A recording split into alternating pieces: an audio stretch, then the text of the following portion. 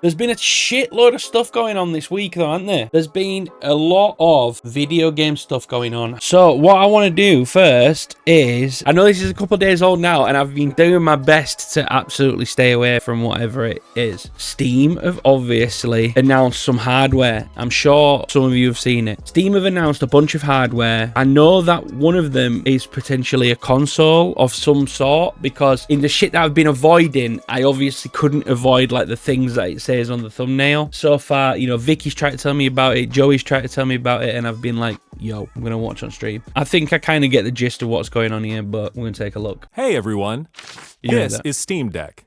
Steam Deck is our powerful, portable, handheld gaming PC that lets you take your Steam library with you anywhere.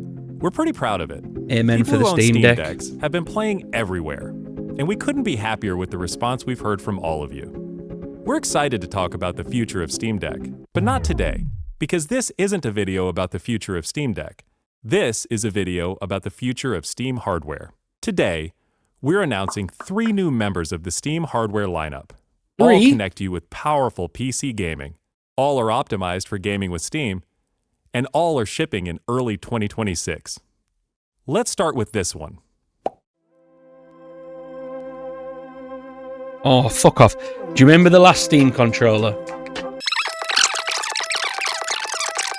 Surprised that it's taken them this long to bring this out, to be honest with you. What they did with the Steam Deck with the trackpads and the gyro stuff was actually like really, really good. I'm surprised that the Steam Deck's been out for what, 3-4 years now, and they've not released a Steam controller.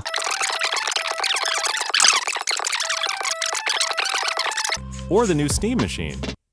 Oh, this is the new Steam Machine. Here we go. This is the Xbox killer. Steam Machine is a powerful gaming PC in a small but mighty package. Designed for your Steam is a...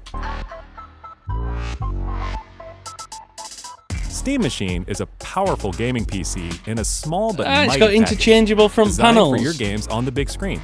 It's quiet too, which is crazy since it's 6 times more powerful than a Steam Deck. Powered by a discrete, semi-custom AMD GPU, enabling 4K gaming at 60 frames per second with FSR. Steam Machine runs SteamOS made for a bigger screen, built for gaming in your living room, your office, or wherever you play, with the rest of your PC accessories. Steam Machine borrows some great features from Steam Deck, like lightning-fast sleep and wake, an SD card slot to easily expand your storage, and brings some new tricks of its own, like a customizable LED strip, which can show different system functionalities, or your own light show. Steam Machine is a PC, so run whatever software you want, and it works with all your favorite desktop and gaming accessories. Steam Machine is designed to work hand in hand with the Steam controller, with the low latency, wireless connectivity of the Steam controller puck built right in.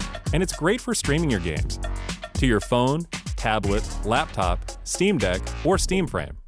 Right, the thing about this console home PC style thing, if they did it right, this could genuinely be like a console killer, but they're not gonna, and that's the problem. The reason why PlayStation 5 and Xbox etc are so successful with the non-PC gaming market is because they're built like Apple. You know how when you turn on an iPhone, everything just works and it tells you what to do and it's step-by-step guide through everything, and then you're on and you're done. It's very much like works out of the box. Everything is just there for you. You don't need to have any sort of technological knowledge or understanding to make it work. And that's what I half expected from the Steam Deck. It's not just out of the box, simple, basic. The thing that is kind of almost a tiny bit frustrating is that they're so close to that with what they've created. They're so close to it being just a console that by not doing that, they almost do themselves a disservice. And they can still keep all the other features, because those who want to use the other features, those who want basically a PC console hybrid, will access those features. But instead, the software is just that little bit too complicated, and so people won't find it as accessible as plugging an Xbox in and using it in an Xbox. If they modeled it on that and said, we need to make sure that this thing is as accessible and easy to use as an Xbox, to the point where a 5-year-old could use it. If they did that, then it could and should literally be a console killer. And the reason why it would be a console killer is because at that point, the only thing that they're doing is just undercutting everybody else. Because I can buy a game on Steam and it'll be £20 more on the PlayStation. If they could make it as accessible as an actual home console, this thing could sell millions. I'm serious. This thing could sell seriously millions. It's so close to being the answer to everything. It'll probably be cheaper than say a PS5 or something like that. It'll be cheaper to buy games. It will have all the open source features that they've torn away from consoles. It has desktop mode, so you'll still be able to modify it and things with third-party stuff, and the games will be so much cheaper. They're so close here to being able to take over the market. They just need to do it. For those people who want a gaming PC setup but can't afford one as well, this could be an affordable option. Do we have the pricing out for it yet? Linus has had all the one. At the heart of the Steam Machine is a 6-core AMD. Here we go. AMD 6-core Zen 4 semi-custom 8GB GDDR6. So yeah, it's much more powerful than the Steam Deck, but actually it's not as powerful as an Xbox or a PlayStation. But this is the kind of thing that I'm talking about here. It's like they're running a marathon, but it's like they're stopping just before the finish line. They've come so far, but they're not just going that extra mile to like topple the competition. Because these specs here, what are they comparable to? Maybe like a PS4 Pro or something like that. You can still make this version, right?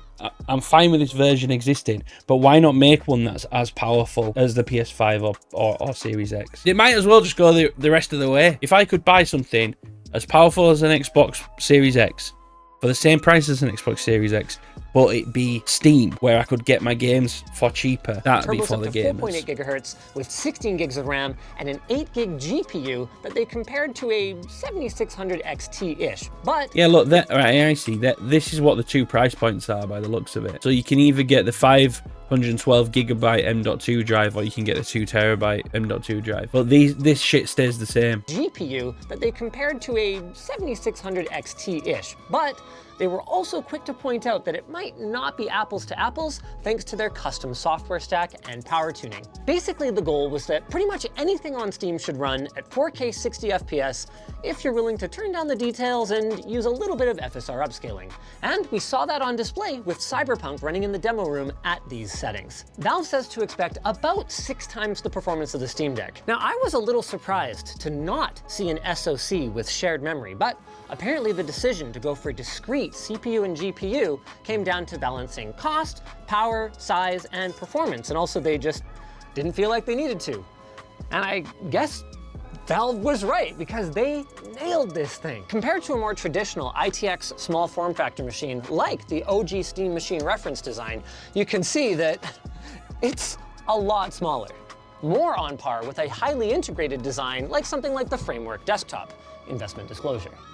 Like the Framework Desktop, Valve allows customization of the front panel using these magnetic plates, and they're going to provide the CAD files so you can put whatever your heart desires on here. They even had a machine in the demo room with an e-ink display that was showing system vitals. Pretty darn cool. But unlike the Framework, it has a programmable RGB strip in the front that could be used to personalize your style, or maybe show a progress bar while you switch your TV. You reckon it's going to be overpriced? Wait for your game to be downloaded. The sky's kind of the limit.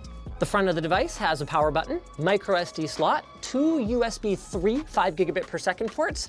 Then the rest of the I/O is in the back, where you'll find two USB 2 Type A ports, a USB-C 10 gigabit per second port, no display port on there, that is worth noting, gigabit Ethernet, power in for the integrated power. Wait, what's that? That's a display port in it. Oh, it does have display port. What's he on about? Supply. Good gravy, this thing is compact.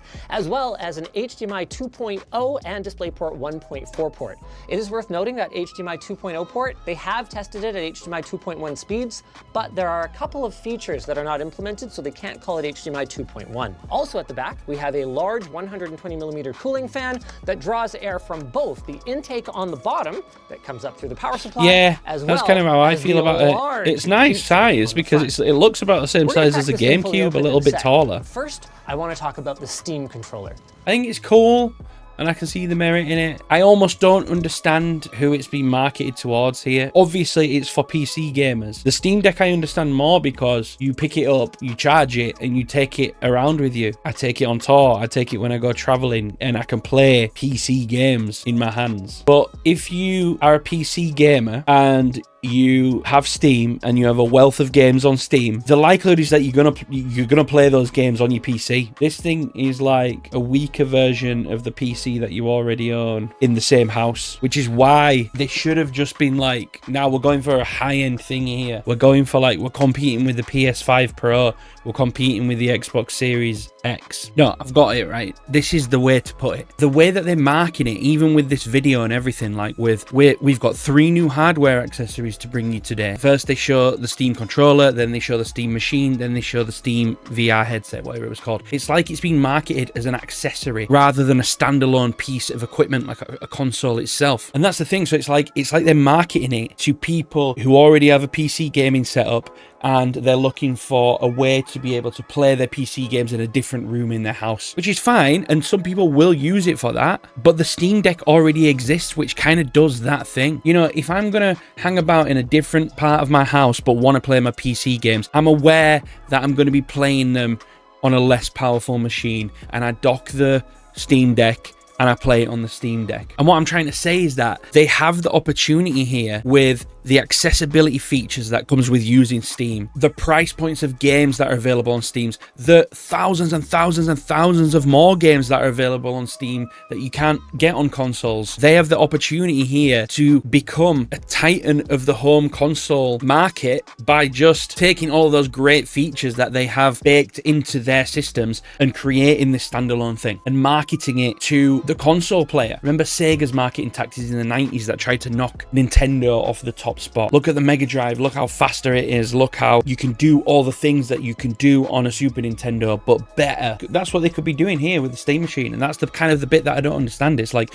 you've almost built the perfect thing here, but what you've done is you've undersold yourself on the specs of it because you've misunderstood the value that this has to the average consumer. Not the PC game consumer, the average consumer, the person who buys the Xbox Series S or the Xbox Series X so that they can sit in front of the TV on an evening and play Fortnite. It's cool, but it's just not cool enough.